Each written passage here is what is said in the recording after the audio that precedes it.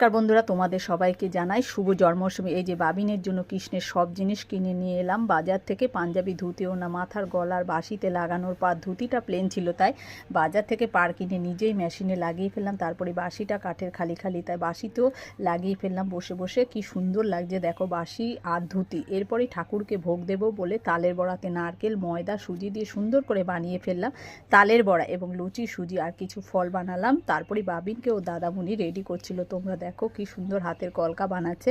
বাবিন তো শান্ত হয়ে বসতেই চাইছিল না, তবু কিন্তু খুব সুন্দর হয়েছে। এরপরে আমি বসে পড়লাম একটু মেকআপ নিয়ে। বাবিন তো বিরক্ত হচ্ছিল, তবু জোর করে ওকে সাজাচ্ছিলাম। চোখে আইলাইনার, আইশ্যাডো দিলাম, ঠোঁটে একটু হালকা লিপস্টিক দিলাম, তারপরে গলা সেট পরেই রেডি হয়ে গেল আমাদের বাবিন। তারপরে আমরা পুজোতে বসে পড়লাম। বাবিনকে পাশে নিয়ে আমাদের প্রায় পুজো কমপ্লিট। এরপরে বড় ভিডিওতে আসতে চাইলে তোমরা দেখতে পাবে বেবি মমস লাইফস্টাইল চ্যানেলে। তোমরা দেখে নিও আমাদের নেক্সট ভিডিও।